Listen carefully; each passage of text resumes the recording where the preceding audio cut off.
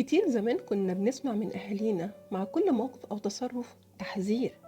هي الناس هتقول علينا إيه؟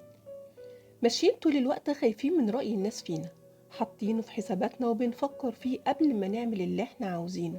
طب والنتيجة؟ ضغط نفسي طول الوقت عشان خايفين لا الناس تاخد عننا فكرة وحشة. متنازلين عن حقوقنا طول الوقت عشان خايفين نطالب بيها فالناس تنتقدنا. خايفين نستمتع بحاجة هي ضد رأي الناس اللي حوالينا. وأنا هنا مش بتكلم على مراعاة الأصول والقيم والمبادئ وعادات وتقاليد المجتمع اللي عايشين فيه، ولكن أنا بتكلم إن الأمر يوصل إن رأي الناس حتى وإنت مراعي كل الحاجات دي سابق لرأيك وخايف منه. لأن أنت ممكن تكون عادي جدا مراعي عادات وتقاليد مجتمعك وبتتصرف بناء على القيم والمبادئ، بس برضو عادي تلاقي اللي ينتقد تصرفك.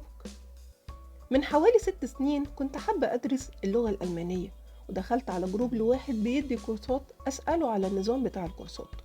ولما عرف سني لقيته بيقول لي خليكي في حاجة أونلاين أحسن. فبقول له ليه؟ لقيته بيقول لي عشان شكلك ما يبقاش وحش إن اللي معاكي كلهم أصغر منك بكتير. شايفين العقلية؟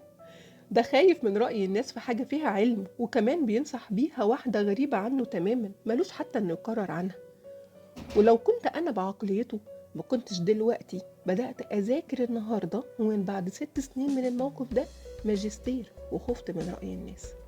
وما كنتش من 4 سنين أعمل كارير شيفت وأبدأ شغل من أول وجديد. فعشان ترتاح وتستمتع بحياتك خلي مرجعيتك في تصرفاتك الدين والأخلاق والقيم والمبادئ والأصول، وما تلتفتش لآراء الناس هيقولوا عليك إيه.